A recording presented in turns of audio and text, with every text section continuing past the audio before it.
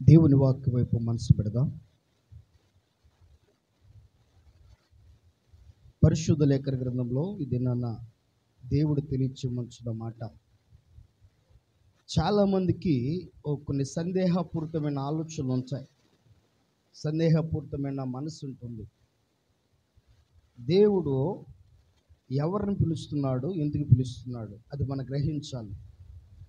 ఒకసారి పరిశుద్ధ లేఖన గ్రంథం నుంచి దేవుని వాక్యాన్ని జ్ఞాపకం చేసుకుందాం. మరి దేవుని బిడ్డలారా, దయచేసి గమనించండి. మత్తయి సువార్త 9వ అధ్యాయము 13వ వచనం. మత్తయి సువార్త 9వ అధ్యాయము 13వ వచనం. అయితే నేను పాపులను పిలవవచ్చుతని కానీ నీతిమంతులను పిలవరాలేదు. చాలమ్మా. ఇది నాన్న దేవుని వాక్యాన్ని మనం జ్ఞాపకం చేసుకున్నట్లయితే, దేవుడు ఎవరిని పిలుస్తున్నాడు? ప్రయాసపడి భారము మోసుకుని పోవచ్చున్న సమస్త జనులారా నా యొద్దకు రండిని పిలుస్తున్నాడు. ఆ రెండవది ఎవరిని పిలుస్తున్నాడంటే పాపులను పిలుస్తున్నాడంట. అసలు పాపులు అంటే ఎవరు? ప్రతివారు ఎవరికి వారు అనుకుంటారు, నేను నీతిమంతుడిని, నీతిమంతురాల్ని, నేను నీతిమంతుడిని, నేను నీతిమంతురాల్ని. ఎవరికి వాళ్ళు అనుకుంటారు. అనుకోకపోతే వాళ్ళు బ్రతకలేరు. ఎందుకంటే వాళ్ళ పర్ఫెక్ట్నెస్ అనుకోకపోతే వాళ్ళ జీవితం గడపలేరు. కనుక ఎవరికి వారు అనుకుంటారు, నేను నీతిమంతుడిని, నేను నీతిమంతురాల్ని, నాలో ఏ పాపం లేదని. వాస్తవమే, ప్రతి వారిలో ఉంటుంది ఈ ఆలోచన, పాపం లేదని ఆలోచన. కానీ ప్రభు మాత్రం ఎవరిని పిలుస్తున్నాడు? పాపుల్నే పిలవవచ్చుతని కానీ నేను నీతిమంతులను పిలవరాలేదు. ఎందుకు దేవుడు నీతిమంతులను పిలవరాలేదు అనే మాట, ఒక్క మాట మీకు తెలియజేసి ఆ తర్వాత అసలు పాపులంటే ఎవరనే విషయంలోకి వెళదాం. దేవుని వాక్యాన్ని ఒకసారి మనకు జ్ఞాపకం చేసుకుంటే, దేవుడు ఎందుకు నీతిమంతుల్ని పిలవ రాలేదు, నీతిమంతుల జోలికి ఎందుకు వెళ్ళలేదు, పాపుల జోలికి ఎందుకు వచ్చాడు, పాపుల్ని దేవుడు ఎందుకు పిలుస్తున్నాడు అనే విషయాన్ని ఒకసారి జ్ఞాపకం చేసుకోండి. కీర్తన గ్రంథము 68వ కీర్తన 3వ వాక్యాన్ని ఒకసారి చదవండి. నీతిమంతులు సంతోషించుదురుగాక, వారు దేవుని సన్నిధిని ఉల్లసించుదురుగాక, వారు మహదానందము పొందుదురుగాక. అర్థమైందండి? ఎందుకు నీతిమంతులను దేవుడు పిలవరాలేదు చెప్పాలా? నీతిమంతులు ఏం చేస్తారు చెప్పండి అమ్మా? ఏం చేస్తారు? సంతోషిస్తారంట. నీతిమంతుడు సంతోషంగా ఉంచాడు, సంతోషకరమైన జీవితాన్ని గడపడం ప్రారంభిస్తారు. ఈ రోజున పాపుల యొక్క జీవితంలో ఏముంటుందో, నీతిమంతుల జీవితంలో ఏముంటుందో తెలియజేస్తున్న మ్యాచ్లో నీతిమంతుల గురించిన 3 విషయాలు. నీతిమంతులు ఎక్కడ ఉంటారంట? దేవుని సన్నిధిని గడుపుతారంట.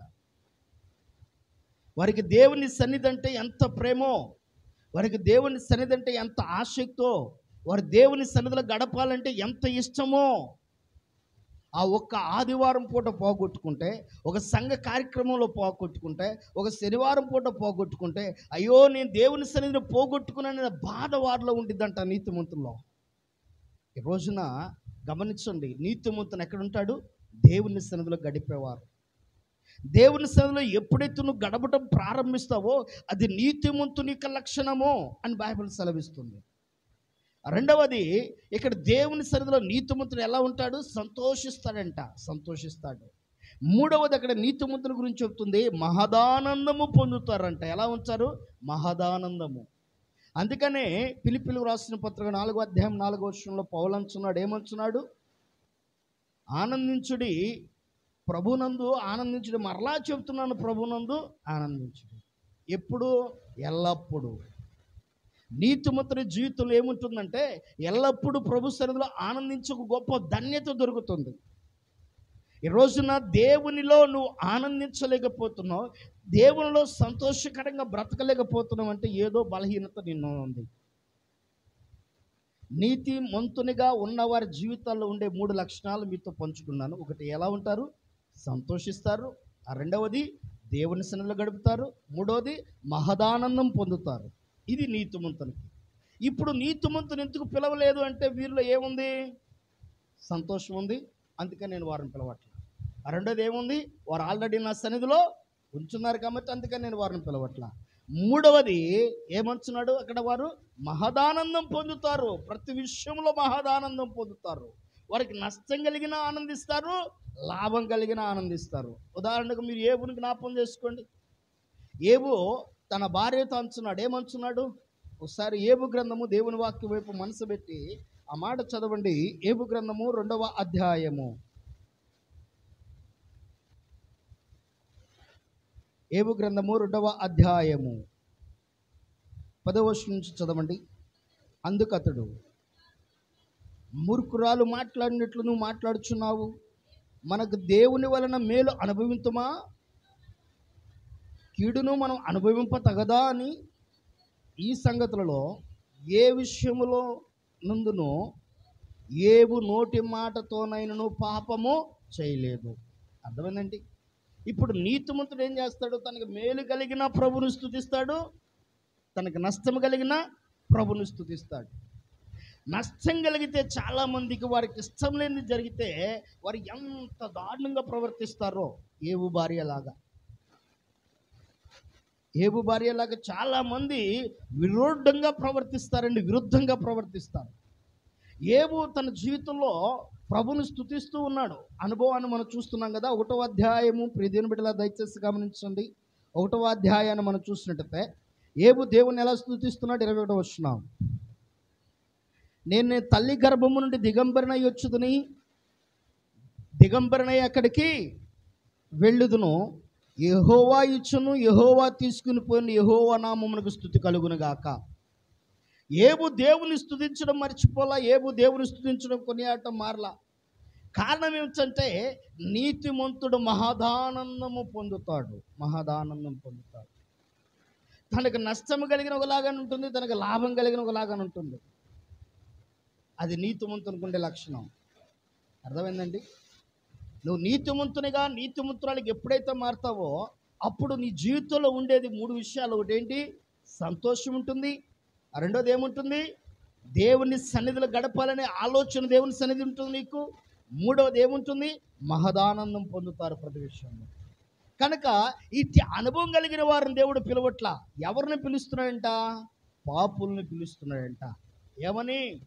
పాపుల్ని పిలుస్తున్నాడు. ఈ రోజున పాపులు అనే పదానికి, పాపులనే వారి లక్షణాలు ఎలా ఉంటాయి, వారినే దేవుడు ఎందుకు పిలుస్తున్నాడు? ఈ రోజున అలాంటి లక్షణాలు ఒకవేళ నీలో ఏమైనా ఉంటే ఆ లక్షణాలను సరిచేసుకోవడానికి, ఆ లక్షణాలను సరిచేసుకుని ప్రభువుకి ఇష్టంగా ఉంచడానికి, ప్రార్థనాపూర్వకంగా దేవునికి ఇష్టంగా ఉంచడానికి నువ్వు సరిచేసుకో. దేవుని వాక్యం సెలవిస్తుంది. చదవండి దేవుని వాక్యము. లేవియా కాండము 6వ అధ్యాయము 3వ వచనాన్ని ఒకసారి చదవండి.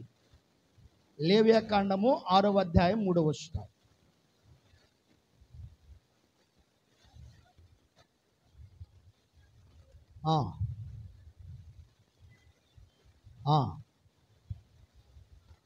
మనుషులు వేటిని చేసి పాపులగుదురో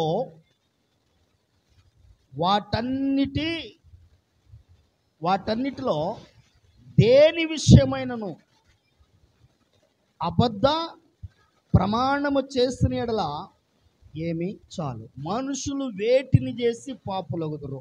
అర్థమైందండి? ఇప్పుడు మనుషులు పాపులు అవటం ఏంటి?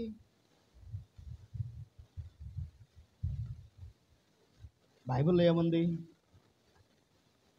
నీతిమంతుడు లేడు, ఒక్కడు లేడు, అందరూ పాపులే. మరి అందరు పాపులైనప్పుడు మనుషులు ఏదో చేస్తే పాపం, చేయకపోతే చాలామంది అంటారు మనిషి పాపంతో పుట్టాడండి అంటారు. ఎందుకంటే కీర్తనకారుడైన దావీదు అన్నాడు, పాపములోనే నా తల్లి నన్ను గర్భము ధరించింది. పాపములోనే అన్నాడా, పాపంతోనా అన్నాడా? బాగా గుర్తుపెట్టుకోండి. పాపంలో అన్నాడా, పాపంతో అన్నాడా? ఏమోనండి, ఆ వాక్యం మాకేం తెలుసు, నువ్వు చెప్తే వింటున్నాము. తెలిస్తే కదా చెప్తానకంటారా? తెలిసిన వాళ్ళు చదవండి. నేను పాపములో పుట్టినవాడును, పాపములోనే నా తల్లి నన్ను గర్భము ధరించింది. దేంట్లోనే? పాపములో. పాపంతో కాదు. బాగా గుర్తుపెట్టుకో. పాపములో, పాపంతో అయితే కాదు. పాపముతో అయితే దేవుడు వివాహ బంధాన్ని నిషేధించేవాడు. వివాహ బంధాన్ని నిషేధించేవాడు. అన్ని విషయాలలో ఘనమైనది దాని వరకే రాస్తారు టైటిల్. కింద ఉన్నది ఏంటి చెప్పండి? తెలుసా మీకు? కింద ఉన్న మాట చెప్పండి. తెలుసా ఆ వాక్యం కూడా? చదవండి, తెలిస్తే చదవండి. హెబ్రీ అధ్యాయం చెప్పను. 13వ అధ్యాయం చెప్పను అనుకుంటే చెప్పాను. చదవండి. వచనం చూసుకొని చూడండి. 13వ అధ్యాయంలో వివాహం అన్ని విషయములలో ఘనమైనదిగా గాను, పాన్పు నిష్కళంకముగాను. ఏంటిదంట? పాన్పు అంటే ఏంటి తెలుసా?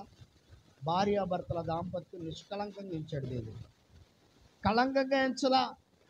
అది కళంకంగా ఎంచితే పుట్టే బిడ్డ కూడా కళంకంగా పుడతాడు, అపవిత్రుడిగా పుడతాడు, పాపంతో పుడతాడు. కనుక దాన్ని పాపంగా ఎంచలా దేవుడు. దానికి నిష్కళంకమని చక్కటి బిరుదునిచ్చాడు దేవుడు. అందుకని, ఎందుకంటే నేటి కాలం చాలా మంది అంటారు, పాపంతో పుట్టారా, పాపంతో పుట్టామంటారు. పాపంతో పుట్ల, పాపంలో పుట్టాడు. ఎందుకంటే దేవుడు మానవుని ఎలా పుట్టించాడు అనే విషయాన్ని మీరు చూసినట్టే ప్రసంగి గ్రంథం 7వ అధ్యాయం 29వ వచనం చదవండి.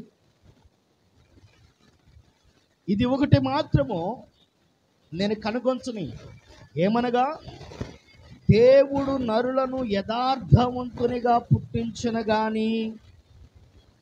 ఎట్లా పుట్టించాడంటండి? యథార్థవంతులుగా. ఎలా పుట్టించాడంట? యథార్థవంతులుగా పుట్టించాడంట. పాన్పు నిష్కళంకమని దేవుడు ఎంచి యథార్థవంతునిగా దేవుడు మానవుని పుట్టిస్తున్నాడు. యథార్థవంతునిగా దేవుడు మానవుని పుట్టించినప్పుడు ఆ మానవుని యొక్క పుట్టుక విధానాల గురించి చెప్తున్నాడు. ఏం చేస్తున్నాడంటే వాడు వివిధమైన తంత్రములు కల్పించుకున్నాడు. ఇప్పుడు పాపము వేటిని చెయ్యుట వలన మనుషుడు పాపము చేయునో అర్థమైందా? అంటే పుట్టుక ఏంటిది? యథార్థత. పుట్టిన తర్వాత మానవుడు ఏం చేస్తున్నాడు? పాపమును కూడా కట్టుకునే పనులు చేయటం ప్రారంభిస్తున్నాడు.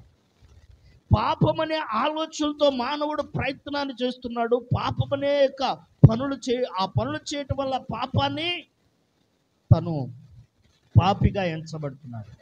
ఇది నాన్న గమనించండి. కొన్ని పనులు పాపము చేసిన వారి లక్షణాలు ఎలా ఉంటాయి, పాపము చేసేటప్పుడు వారి ఉద్దేశాలు ఎలా ఉంటాయి, వారి యొక్క విధానం ఎలా ఉంటుందో కొన్ని మాటలు మీకు తెలియచేయాలనుకుంటున్నాను. ఒకటి, పాపము చేసే ముందు వారు ఎలా ఉంటారు అనే విషయాన్ని జ్ఞాపకం చేసుకుంటే, సామెతల గ్రంథం 1వ అధ్యాయం 10వ వచనం. పాపం చేసే ముందు పాపులుగా ఉన్న వీరి లక్షణాల్లో మొట్టమొదటిగా వీరు ఎలా పాపమునకు ముందుకు పెడతారు పాపం చేయడానికంటే 1వ అధ్యాయం 10వ వచనం చదవండి. నా కుమారుడా, పాపులు నిన్ను ప్రేరేపింపగా ఒప్పకము. చాలండి. ఇప్పుడు పాపులు ఏం చేస్తారంట? ప్రేరణ. పాపము అనేది ఏం చేసి తెలుసా? మనసులో ప్రేరణ కలిగించింది. పాపము అనేది మనసులో ప్రేరణ కలగకపోతే ఏ మానవుడు ఏ పాపము చేయడు. ప్రేరణ కలగకపోతే ఏ మానవుడు ఏ పాపము చేయడు. ప్రియ దేవుని జనాగమ, దయచేసి గమనించండి. ఇక్కడ కూడి ఉన్న మనకందరి జీవితాల్లో ఎవరి వైపున్నా చూసినప్పుడు వారిని గురించిన ఒక ప్రేరణ నీలో, పాపపు ప్రేరణ నీలో కలగకపోతే వారిని గురించిన తప్పుడు అభిప్రాయము, తప్పుడు ఆలోచన నీలోకి రావు. ఈ రోజున ఒక వ్యక్తి పాపము చేయడానికి మొట్టమొదటి ఆయుధం ఏమిటో తెలుసా? ప్రేరణ. ప్రేరేపించబడతారు. ప్రేరణ అనేది 5 రకాలుగా ఉంటుంది. 5 రకాలుగా ప్రేరేపించబడతారు. ఒకటి, మొట్టమొదటిగా తనకు తాను ప్రేరేపించబడతాడు కోరికల ద్వారా. కోరికల ద్వారా. ఈ రోజున ప్రతి మనిషిలో కోరికలు ఉంటాయి. కోరికలను అధిగమించకపోతే ఆ కోరికే ఒక ప్రేరణగా మారి అది నీ జీవితానికి ఇబ్బందికరంగా మారొచ్చు. అది నేను పాపపు ఊబిలో ముంచేయొచ్చు. రెండవది, ప్రేరణ అవసరాన్ని బట్టి వస్తుంది, అవసరతను బట్టి వస్తుంది. నాకు ఇంట్లో ఇది దక్కట్లేదు కదా, నాకు ఇంట్లో ఇది లేదు కదా, నా ఇంట్లో ఈ సంతృప్తి లేదు కదా, ఈ సంతృప్తి బయట ఏమన్నా దొరికిద్దేమో. ప్రేరణ అవసరాన్ని బట్టి దొరుకుతుంది, ప్రేరణ పాపం చేయడానికి. మూడవది, నీ స్నేహితురాలను బట్టి దొరుకుతుంది ప్రేరణ. ఇరుగు పొరుగు వారు నిన్ను ప్రేరేపిస్తారు. వారు ఎలా ప్రేరేపిస్తారట, అబ్బా ఎంత అందంగా ఉన్నాడబ్బా, ఇలాంటి అందగాన్ని నేను ఇప్పుడు చూడలేదే, ఎంత బాగున్నాడో, ఎంత బాగుందరా, ఇలాంటి అమ్మాయి నేను ఇప్పుడు చూడలే అంటే ఇతరులు ఏం చేస్తారు, వారి ప్రేరేపణ కలిగించే రీతిగా మాట్లాడతారు. నాలుగవది, ప్రేరణ అనేది నీ జీవితంలో కలగడానికి, ఇప్పుడు దేవుని బిడ్డలారా బాగా గుర్తుపెట్టుకోండి, అపవాది నీ ప్రక్కనే ఉండి నీ జీవితాన్ని పాడు చేయడానికి పదే పదే పదే పదే జరిగిన పనినే ప్రేరేపిస్తూ ఉండేది, పదే పదే చూసిన దాన్నే ప్రేరేపిస్తూ ఉండేది, పదే పదే మాట్లాడిన దాన్నే ప్రేరేపిస్తూ ఉండేది అపవాది నీ జీవితాన్ని పాడు చేయడానికి. ఐదవదిగా, ప్రేరణ అనేది నీ జీవితంలో కలగడానికి భయంకరమైన ఒక కారణం ఏమిటి తెలుసా? భయంకరమైన ఒక కారణం ఏంటి తెలుసా? నిరాశ. నిరాశ. ఏమైందిలే కానీ, ఏం చేస్తే ఏమొచ్చింది కానీ, చేస్తే ఏందంట, ఎవరేమంటారు, అయిపోయిన జీవితం, ఎడిదిరిగి పోయేదే. భయంకరం నిరాశ.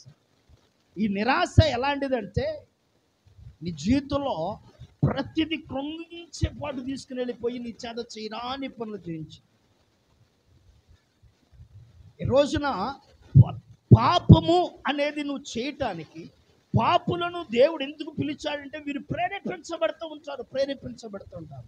దేవుని వాక్యం చేత ప్రేరేపించబడరు, ఆత్మ సంబంధమైన విషయాల వందు ప్రేరేపించబడరు, దైవికమైన భక్తి విషయంలో ప్రార్థించాలని ప్రేరేపించబడరు. అరే దేవుని సన్నిధిలో గడపాలి, ఒక రాత్రి 1 గంటన్న నేను దేవుని సన్నిధిలో ప్రతిరోజు 1 గంటన్న ప్రభు పాదాలను పట్టుకుని ప్రార్థించాలనే ప్రేరణ వీరిలో కలగదు. వీరికి లోక సంబంధమైన ప్రేరణ కలుగుతూ ఉంటే, లోక సంబంధమైన ప్రేరణ పాపులు వీరు.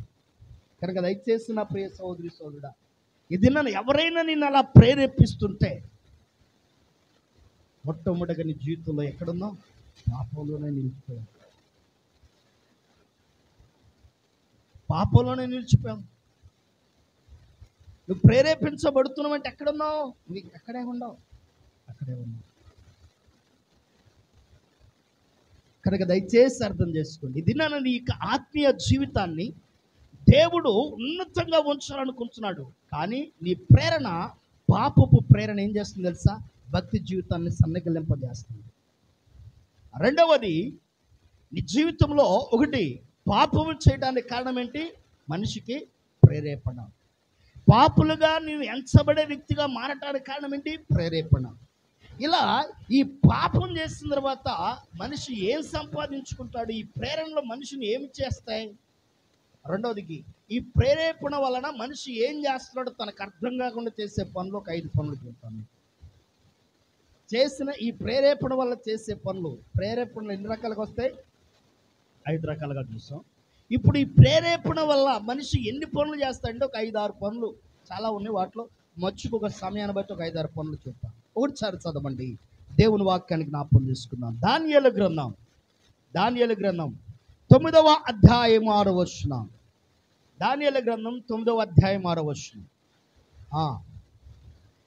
నీ ఆజ్ఞలను నీ విధులను అనుసరించుట మాని పాపులను దుష్టులనై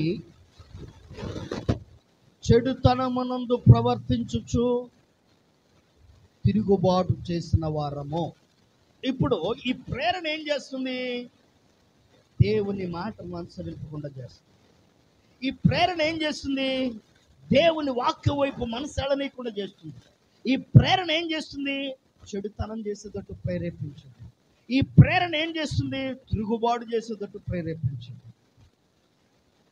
సంఘానికి, సమాజానికి, సేవకునికి వ్యతిరేకంగా తిరుగుబాటు.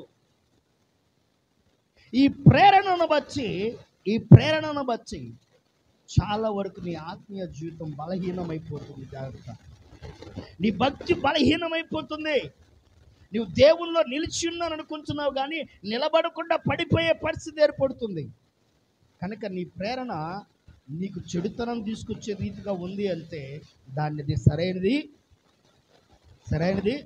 కాదు. నీ ప్రేరణ తిరుగుబాటు చేసేదిగా మారుతుందంటే అది సరైనది కాదు. దేవుని వాక్యం సెలవిస్తుంది. ఈ ప్రేరణ ఏం చేయించింది నీ చేత అంటే చెడుతనమును, తిరుగుబాటును. దేవుని మాటను విననీయకుండా చేస్తుంది. దేవుని మాటకు పెడచెవును పడేసేటట్టు చేస్తుంది. ఇప్పుడు దేవుని బిడ్డలారా గమనించండి. రెండవదిగా ఈ ప్రేరణ ఏం చేస్తుంది అంటే యెషయా గ్రంథము 29వ అధ్యాయము 21వ వచనం. యెషయా గ్రంథము 29వ అధ్యాయము 21వ వచనం చదవండి. కీడు చేయ యత్నించుచు ఇతరులను పాపులుగా చేయొచ్చు. ఏం చేస్తారంట? కీడు చేయ యత్నిస్తారంట. ప్రేరేపణ ఏం చేస్తుంది? నీకు తెలియకుండానే నువ్వు ఇతరులకు కీడు చేసే ప్రయత్నం చేస్తావు. నీకు తెలియదు వాడు కీడు చేస్తున్నావు, ఇది పాపం రాని ఆలోచన కూడా నీకు రాదు. ఆ ప్రేరణ ఏం చేస్తుంది? నిన్ను వారికి నష్టపరిచే రీతిగా చేస్తుంది, వాటిని పాడు చేసే రీతిగా చేస్తుంది, ఇతరులకు నష్టం కలిగించే రీతిగా చేస్తుంది. నీకు తెలియకుండానే నేనైనా చేసింది అను ఆలోచన కూడా నీకు రానియకుండా చేస్తుంది. నా ప్రియ సహోదరి సోదరుడా, దేవుని మందిరానికి వస్తున్నావు, ప్రార్థనలో గడుపుతున్నావు, దేవుని కొరకు బ్రతకాలనుకుంటున్నావు, కానీ ఇతరులకు కీడు చేసే విధంగా ఎందుకు వెళ్ళాలనుకుంటున్నావు? ఈ రోజున నేటి కాలంలో క్రైస్తవ సమాజము చాలా వరకు క్రైస్తువులే కీడు చేసేవారు ఉన్నారు.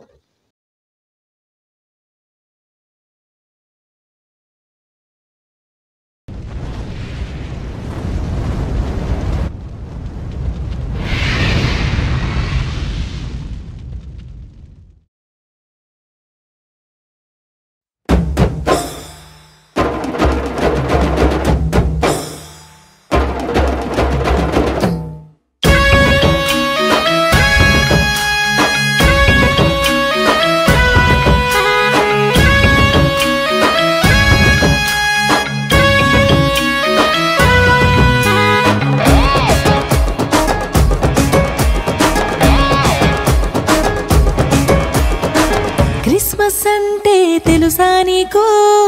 క్రీస్తుని ఆరాధించుటే మన చింత బాధలన్నీ తొలగింప క్రీస్తేసు జన్మించే. క్రిస్మస్ అంటే తెలుసా నీకు?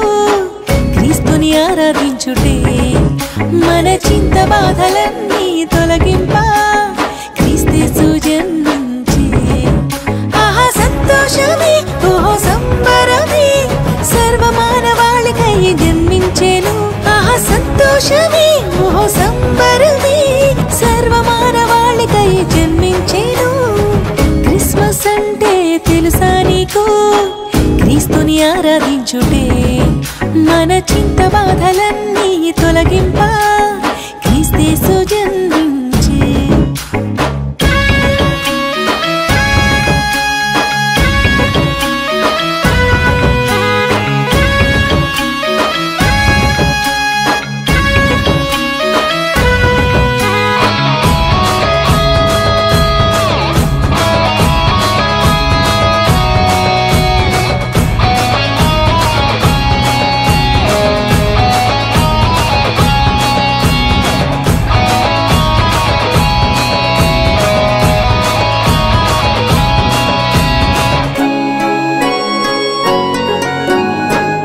పుట్టెను, పాపికి రక్షణనిచ్చెను, జాలి చూపెను, ప్రేమను అందరికీ పంచెను.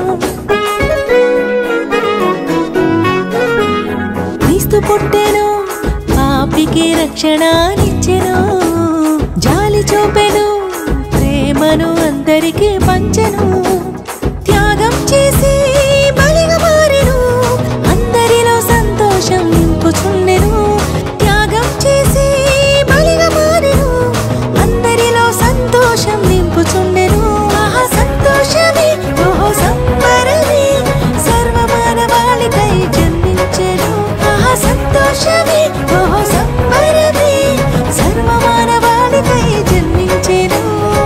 క్రిస్మస్ అంటే తెలుసా నీకు? క్రీస్తుని